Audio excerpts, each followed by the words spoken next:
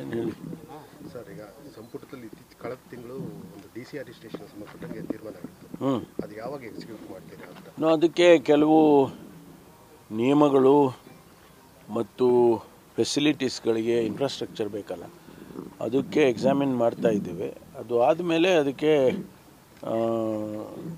Effect ಕೊಡ್ತೇವೆ. ಯಾಕೆಂದರೆ ಈಗಾಗಲೇ ನಮಗೆ ಕ್ಯಾಬಿನೆಟಲ್ಲಿ ತೀರ್ಮಾನ ಆಗಿದೆ ಮತ್ತು ನಮ್ಮ ಇಲಾಖೆಯಲ್ಲೂ ಕೂಡ ನಾವು ತೀರ್ಮಾನ ಮಾಡಿದ್ವಿ. ಅದಕ್ಕೆ ಸಪ್ರೇಟ್ ಸ್ಟೇಷನ್ ಅಂದರೆ ಅದಕ್ಕೆ ಬೇಕಾದಂಥ ಸಿಬ್ಬಂದಿ, ಅದಕ್ಕೆ ಬೇಕಾದಂಥ ಸವಲತ್ತುಗಳೆಲ್ಲ ಕೊಡಬೇಕಾಗತ್ತೆ. ಅದನ್ನು ನಾವು ಮಾಡ್ತಾ ಇದ್ದೇವೆ.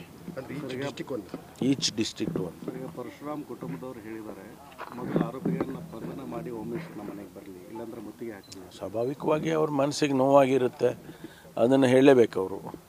ಆದರೆ ನಾವು ಹಂಗಂತ ಹೇಳಿ ಹೋಗದೇ ಇರೋಕ್ಕಾಗತ್ತಾ? ಅವ್ರಿಗೆ ಹೋಗಿ ಸಾಂತ್ವನ ಹೇಳಿ ಮತ್ತು ಅವರಿಗೆ ಏನು ಮಾಡಬೇಕು ಅನ್ನೋದನ್ನು ನಾವು ಸರ್ಕಾರದಲ್ಲಿ ತೀರ್ಮಾನ ಮಾಡಿದ್ದೇವೆ. ಅದನ್ನೆಲ್ಲ ಹೇಳಿಬಿಟ್ಟು ಬರ್ತೇನೆ. ಅವ್ರ ಪಾಪ ಮನಸ್ಸಿಗೆ ನೋವಾಗಿರ್ತದೆ, ಆ ಮಾತುಗಳು ಆಡಲೇಬೇಕು ಅವರು ಸ್ವಾಭಾವಿಕವಾಗಿ.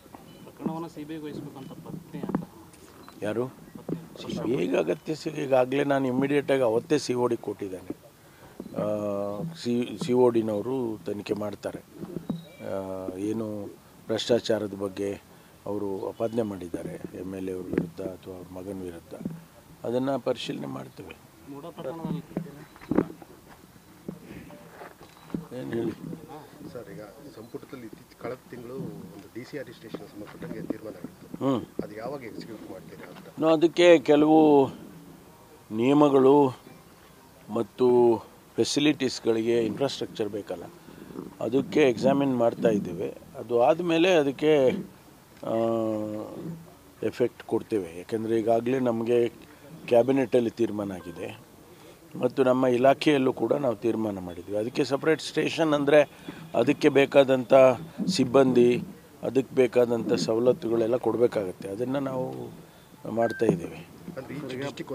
ಈಚ್ ಡಿಸ್ಟ್ರಿಕ್ಟ್ ಒಂದು. ಈಗ ಪರಶುರಾಮ್ ಕುಟುಂಬದವ್ರು ಹೇಳಿದ್ದಾರೆ, ಮೊದಲು ಆರೋಪಿಗಳನ್ನ ಬಂಧನ ಮಾಡಿ ಒಮ್ಮೆ ನಮ್ಮ ಮನೆಗೆ ಬರಲಿ, ಇಲ್ಲಾಂದ್ರೆ ಮುತ್ತಿಗೆ ಹಾಕ್ತೀವಿ. ಸ್ವಾಭಾವಿಕವಾಗಿ ಅವ್ರ ಮನಸ್ಸಿಗೆ ನೋವಾಗಿರುತ್ತೆ, ಅದನ್ನು ಹೇಳಲೇಬೇಕು ಅವರು. ಆದರೆ ನಾವು ಹಂಗಂತ ಹೇಳಿ ಹೋಗದೇ ಇರೋಕ್ಕಾಗತ್ತಾ? ಅವ್ರಿಗೆ ಹೋಗಿ ಸಾಂತ್ವನ ಹೇಳಿ ಮತ್ತು ಅವರಿಗೆ ಏನು ಮಾಡಬೇಕು ಅನ್ನೋದನ್ನು ನಾವು ಸರ್ಕಾರದಲ್ಲಿ ತೀರ್ಮಾನ ಮಾಡಿದ್ದೇವೆ. ಅದನ್ನೆಲ್ಲ ಹೇಳಿಬಿಟ್ಟು ಬರ್ತೇನೆ. ಅವ್ರ ಪಾಪ ಮನಸ್ಸಿಗೆ ನೋವಾಗಿರ್ತದೆ, ಆ ಮಾತುಗಳು ಆಡಲೇಬೇಕು ಅವರು ಸ್ವಾಭಾವಿಕವಾಗಿ. ಯಾರು ಈಗ ಅಗತ್ಯ ಈಗಾಗಲೇ ನಾನು ಇಮ್ಮಿಡಿಯೇಟಾಗಿ ಅವತ್ತೇ COD ಕೊಟ್ಟಿದ್ದೇನೆ. CODನವರು ತನಿಖೆ ಮಾಡ್ತಾರೆ. ಏನು ಭ್ರಷ್ಟಾಚಾರದ ಬಗ್ಗೆ ಅವರು ಅಪಾದನೆ ಮಾಡಿದ್ದಾರೆ MLA ಅವ್ರ ವಿರುದ್ಧ ಅಥವಾ ಅವ್ರ ಮಗನ ವಿರುದ್ಧ, ಅದನ್ನು ಪರಿಶೀಲನೆ ಮಾಡ್ತೇವೆ.